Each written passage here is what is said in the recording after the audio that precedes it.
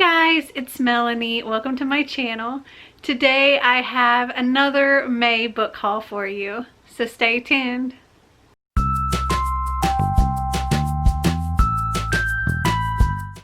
So I have 11 more books to haul for May, so I'm just going to jump right into it. If you're interested in any of these books, I will link them down in the description for you to go and check out.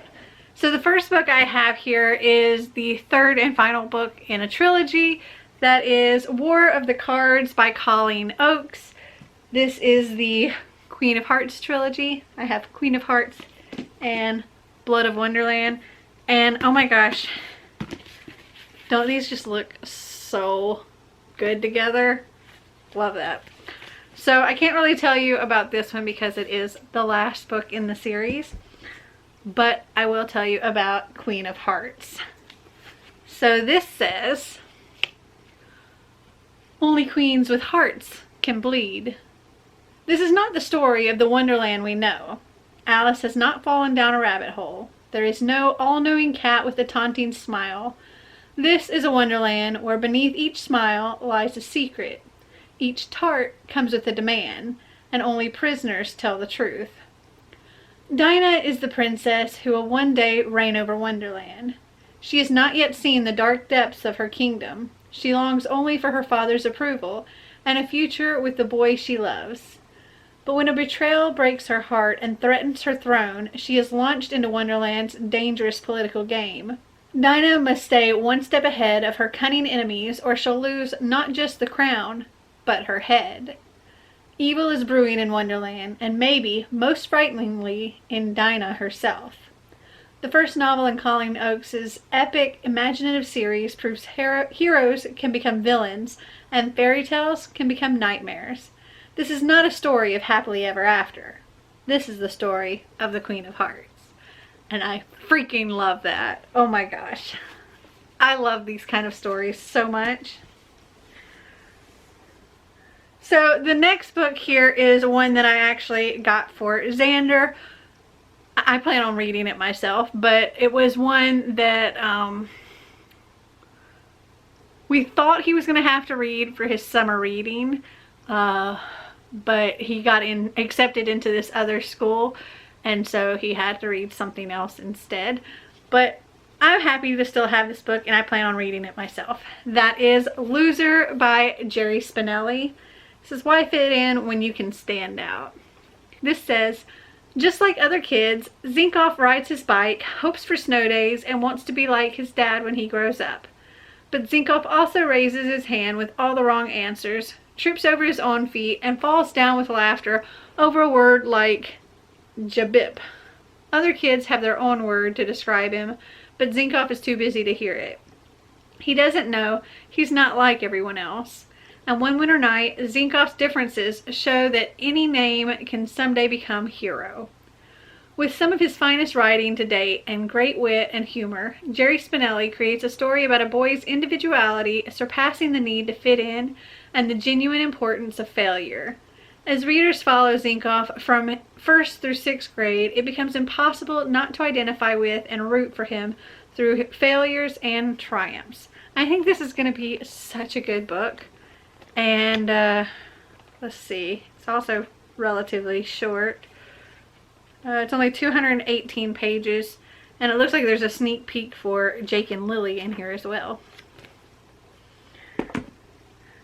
Next up we have Stay Sweet by Siobhan Vivian.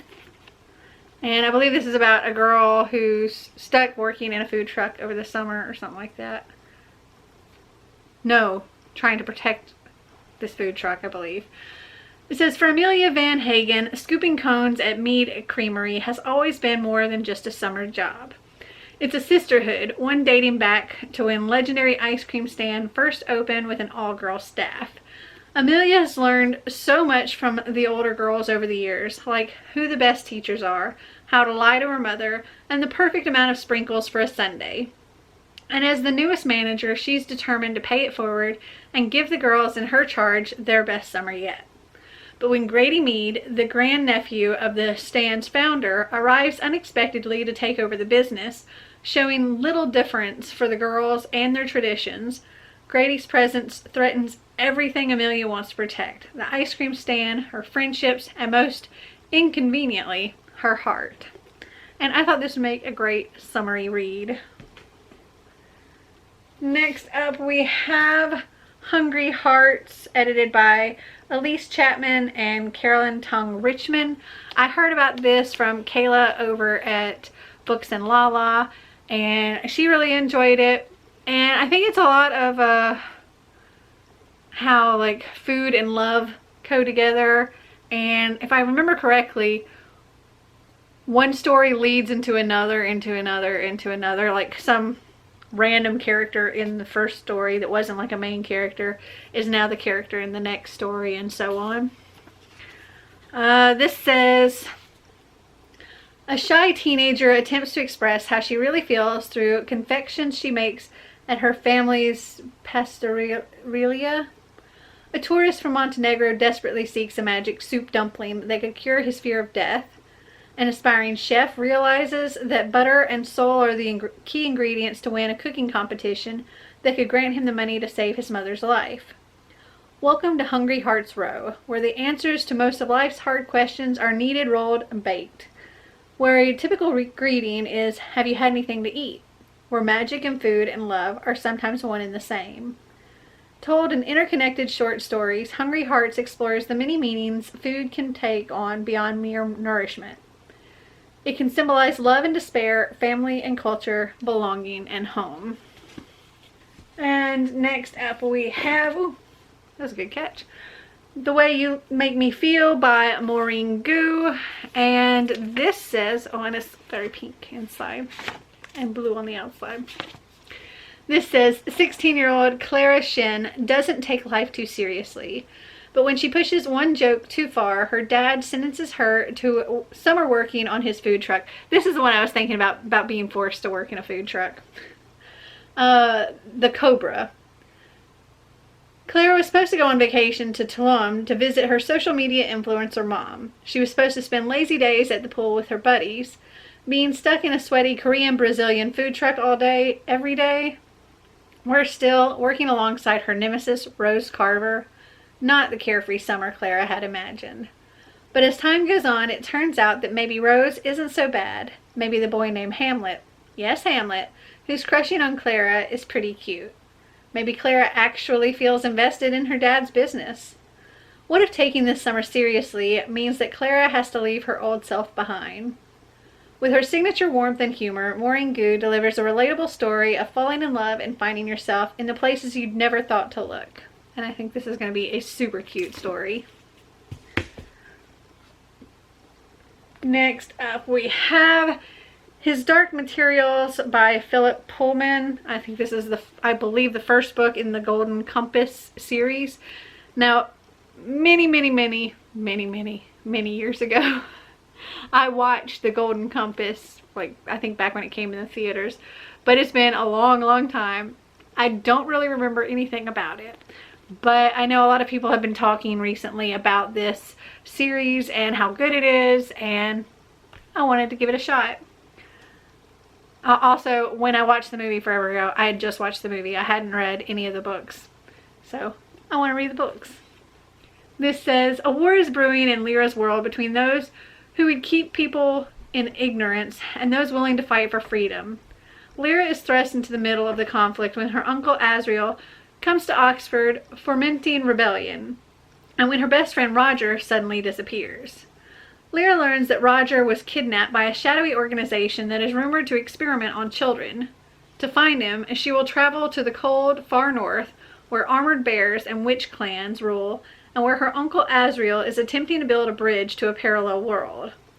What Lyra doesn't know, mustn't know, is that her actions will have consequences, not just in her world, but in all the worlds beyond. And I know that this was like, I think controversial.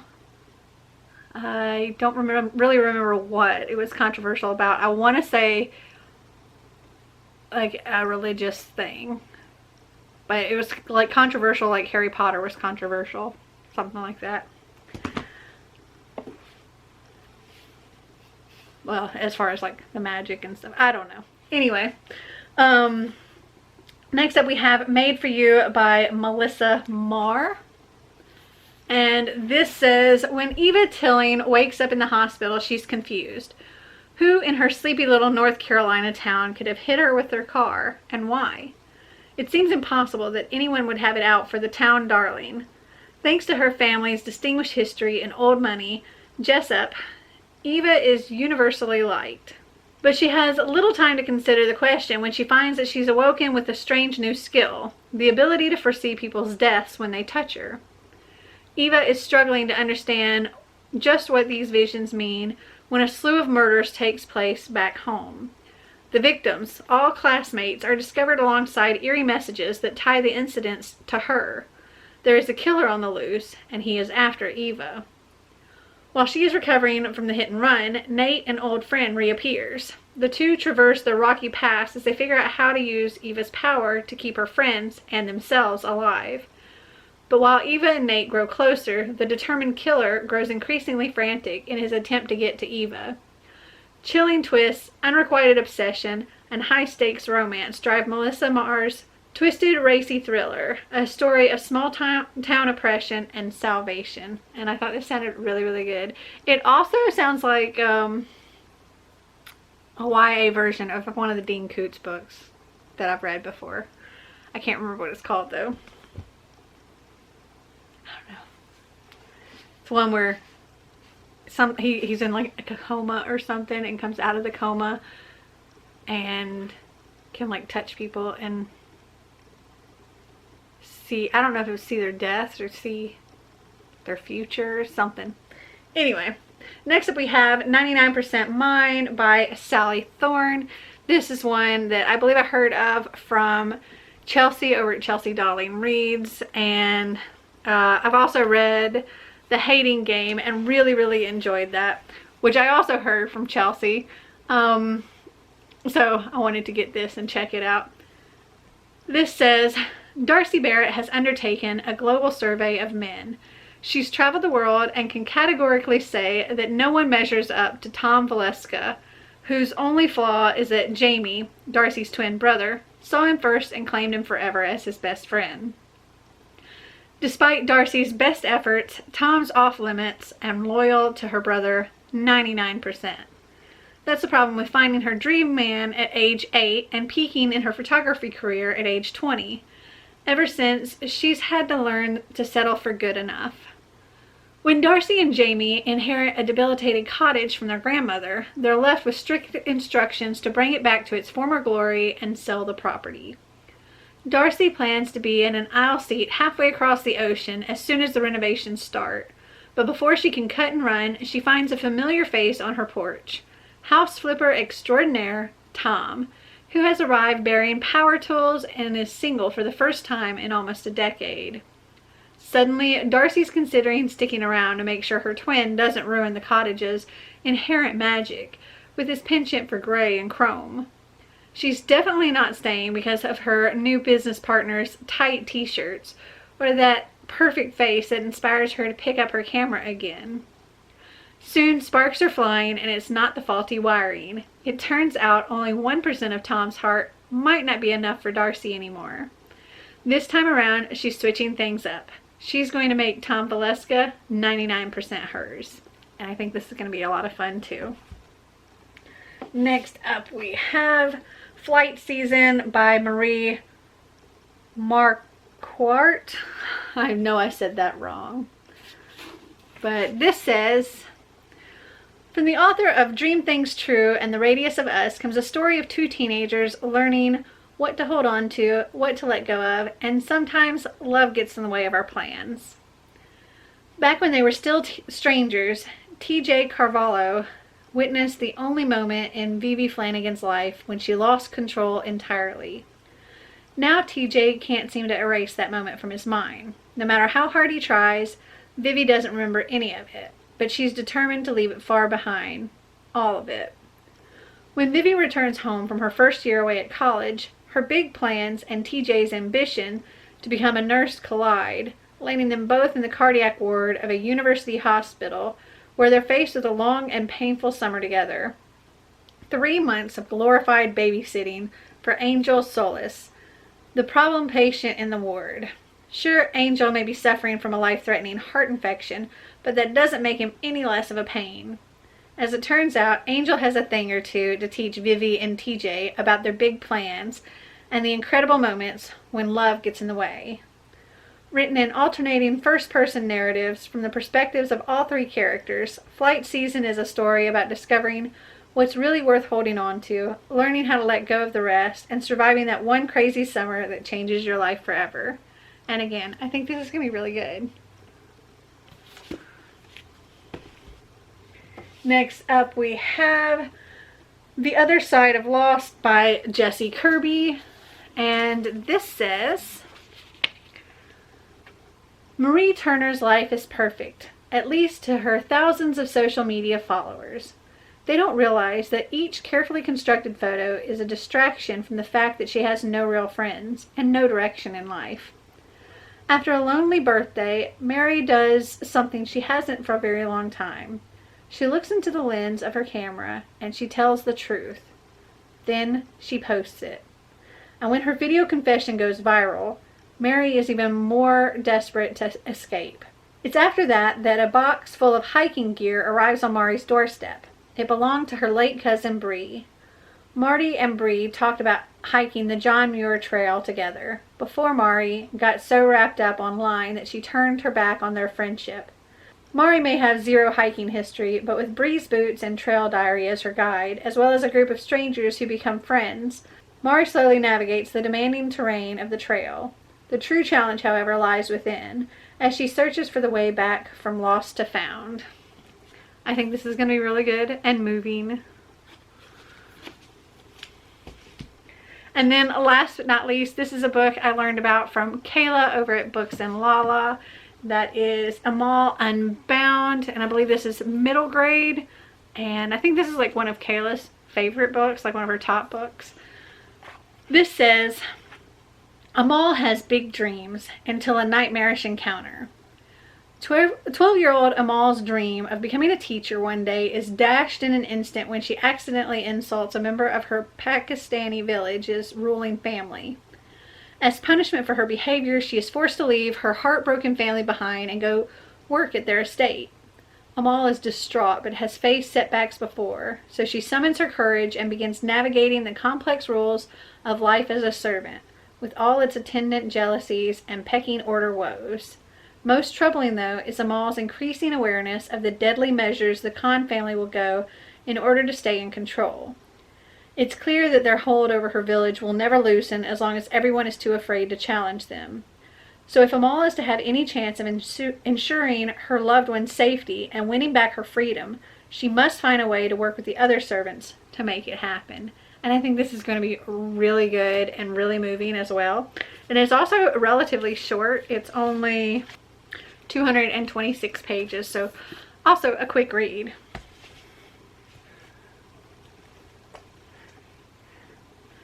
So these are the 11 additional books that I picked up in May. Have you read any of them? Did you like them? Did you not?